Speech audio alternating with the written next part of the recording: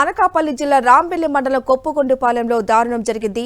POCSO case పెట్టి జైలుకు పంపిందనే కక్షతో 9వ తరగతి చదువుతున్న బాలికపై కత్తితో దాడి చేశాడు దుండగుడు. కసింకోటకు చెందిన సురేష్ గతంలో మైనర్ బాలికను వేధించాడు. దీంతో ఆమె తల్లిదండ్రుల ఫిర్యాదు మేరకు ఫోక్సో చట్టం కింద కేసు నమోదు చేశారు పోలీసులు. ఇటీవల బెయిలుపై విడుదలైన నిందితుడు ఆమెపై కత్తితో దాడి చేశాడు. ప్రస్తుతం నిందితుడు సురేష్ పరారీలో ఉన్నాడని 2 ప్రత్యేక బృందాలతో అతని కోసం గాలిస్తున్నట్లు డీఎస్పీ తెలిపారు.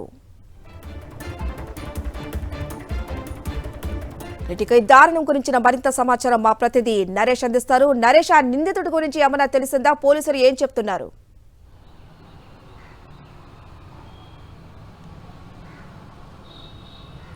ఆంధ్రప్రదేశ్లో లా అండ్ ఆర్డర్ అదుపు తప్పిందని మరొకసారి ప్రూవ్ అయింది. అదే గత కొద్ది రోజుల క్రితమే హోమ్ మినిస్టర్ ఇలాకాలో మహిళను వ్యవస్థ చేసి దాడి చేసిన ఘటన మరొక ముందే ఆ పక్కనే మరొక నియోజకవర్గం యలమంచిలి నియోజకవర్గంలో పోక్సో కేసు పెట్టి తనను జైలుకు పంపించిందని మహిళ బాలికపై దాడి చేసి కొడవలతో అత్యంత కిరాతకంగా నరికి చంపిన ఘటన ఇప్పుడు చోటు చేసుకుంది. ప్రస్తుతం అనకాపల్లి జిల్లా ఉమ్మడి విశాఖ జిల్లాలో ప్రస్తుతం అయితే ఇది ఒక పెను సంచలనంగా మారింది. ముఖ్యంగా ఈ ఘటనకు సంబంధించి చూసుకుంటే నిన్న రాత్రి ఈ ఘటన చోటు చేసుకుంది. దర్శిని అనే మైనర్ బాలికను గత కొద్ది రోజుల క్రితం వేధించడంతో తల్లిదండ్రుల ఫిర్యాదు మేరకు సురేష్ అనే నిందితుడిపై కేసు నమోదు చేశారు పోలీసులు. ఆ తర్వాత అతన్ని జైలుకు పంపించారు. అయితే ఈ మధ్యకాలంలోనే బెయిల్పై తిరిగి రావడంతో అతను కక్ష పెంచుకొని జైలుకు పంపించిందని ఎవరూ లేని సమయంలో కొడవలతో దాడి చేసి అత్యంత కిరాతకంగా హతమార్చాడు. ప్రస్తుతం అయితే అతను పరారులో ఉన్నట్లుగా పోలీసులు తెలియజేశారు. పరవాల డీఎస్పీ సత్యనారాయణ ఆధ్వర్యంలో 2 బృందాలు కూడా గాలింపు చర్యలు చేపడుతున్నాయి. రాంబెల్లి మండలం చుట్టుపక్కల పూర్తిగా అన్ని గ్రామాల్లో కూడా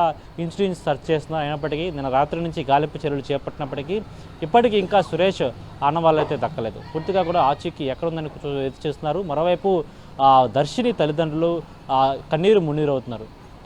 తమ బిడ్డను వేధించాడని పోలీసులకు అప్పగించి జైలుకి పంపించినప్పటికీ తిరిగి బెయిల్పై వచ్చి ఇంత ఘాతుకానికి పాల్పడ్డాడు, అతన్ని కఠినంగా శిక్షించాలని కూడా డిమాండ్ చేస్తున్నారు. ముఖ్యం అనకాపల్లి జిల్లాలో ఇప్పుడు ఇది చాలా సంచలనం రేపింది. ఒక మైనర్ బాలికపై అయితే అత్యంత కిరాతకంగా ఒకవైపు పోక్సో కేసు పెట్టి జైలుకు పంపించిన బెయిల్పై వచ్చి నిందితుడు ఇంత యథేచ్ఛగా తిరుగుతూ దాడికి పాల్పడ్డాడు. అంటే ముఖ్యంగా దీనిపై పోలీసుల వైఫల్యం కూడా ఉంది, అధికారుల వైఫల్యం కూడా కారణం ఉంది. ఇలాంటి కేసుల్లో బెయిల్పై వచ్చిన నిందితులపై నిఘా పెడతారు. అదేవిధంగా బెయిల్ కండిషన్స్ కూడా ఉంటాయి.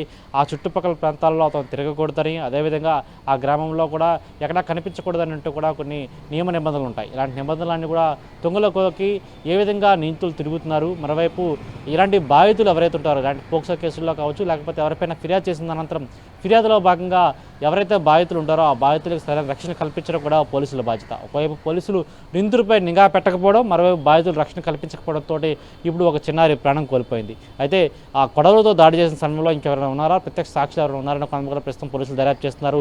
అయితే మరోవైపు అనకాపల్లి జిల్లాలోని అనకాపల్లి ఆ ప్రభుత్వ ఆసుపత్రిలో పోస్టుమార్టం నిమిత్తం మృతదేహాన్ని తీసుకెళ్లడం జరిగింది. పోస్టుమార్టం పూర్తయిన తర్వాత తల్లిదండ్రులకు అప్పగిస్తారు. అయితే మరికొద్ది సేపట్లో కూడా రాంబెల్లి మండలంలోని సంఘటనా స్థలానికి హోంమంత్రి అనిత చేరుకున్నారు. అయితే హోంమంత్రి ఎలాకాలనే కొద్ది రోజుల క్రితం మహిళను వ్యవస్థలను చేసి దాడి చేసినా సరే ఇప్పటి వరకు హోంమంత్రి స్పందించలేదు. అయితే నిన్న రాత్రి కూడా ఈ ఘటన జరిగిన తర్వాత హోంమంత్రి అనిత ఎస్పీతో మాట్లాడడం జరిగింది. నిందితుడిని వెంటనే పట్టుకోమని ఆదేశాలు కూడా జారీ చేశారు. అయినప్పటికీ ఇప్పటికీ కూడా ఇంకా నిన్న రాత్రి నుంచి ఇప్పటి వరకు కూడా నిందితుడు ఆచూకీ లభించలేదు. నిందితుడు ఎటువైపు పరారయ్యాడు, అతనికి ఎవరైనా సహాయం చేస్తారని కొండ కూడా దర్యాప్తు చేసినప్పటికీ ఎటువంటి ఆచూకీ అయితే లభ్యం కాలేదు. ఈ ఘటనకు సంబంధించి ప్రస్తుతం అయితే సంచలనంగా మారింది. Thank you Naresh.